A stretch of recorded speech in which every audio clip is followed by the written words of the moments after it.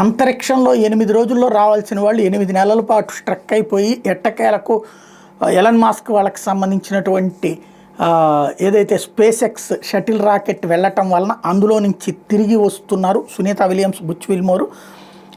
దాదాపు 9 నెలలు అనుకోవాలి. వీళ్ళిద్దరూ కూడా ఆల్రెడీ బయలుదేరిపోయారు. మరో 2 ఆస్ట్రోనాట్లతో కలిసి బుధవారం తెల్లవారుజామున 3:27 గంటలకు భారత కాలమాన ప్రకారం ఇక్కడికి చేరుకుంటారు. సముద్రంలోకి దిగుతుంది.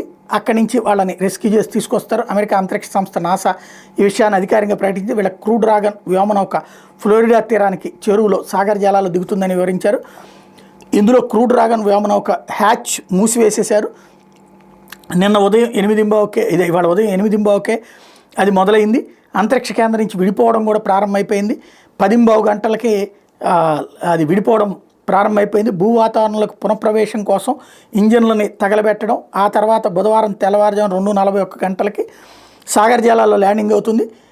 రేపు తెల్లవారుజామున అంటే ఈరోజు అర్ధరాత్రి 12 దాటాక రేపు తెల్లవారుజామున 3:27 సాగర్ జలాల్లోకి వెళ్తుంది. సహాయ బృందాలు రంగంలోకి దిగి క్రూ డ్రాగన్ వెలికితీస్తే ఈ కార్యక్రమాన్ని నాసా ప్రత్యక్ష ప్రసారం చేస్తుంది. భారత కాలమాన ప్రకారం మంగళవారం ఉదయం 8:15 గంటల నుంచి ఇది ప్రారంభమవుతుంది. ల్యాండింగ్ తర్వాత వ్యోమగాములను హ్యూస్టన్లోని జాన్సన్ స్పేస్ సెంటర్కి తరలిస్తారు. అక్కడ వాళ్ళకి వైద్య పరీక్షలు నిర్వహిస్తారు. దీర్ఘకాల అంతరిక్ష యాత్ర తర్వాత వాళ్ళ శారీరక స్థితిని పరిశీలిస్తారు. భూగురుత్వాకర్షణ శక్తికి తిరిగి సర్దుబాటు చేయాలని నిపుణులు వాళ్ళకి తోడ్పాటుని అందిస్తారు.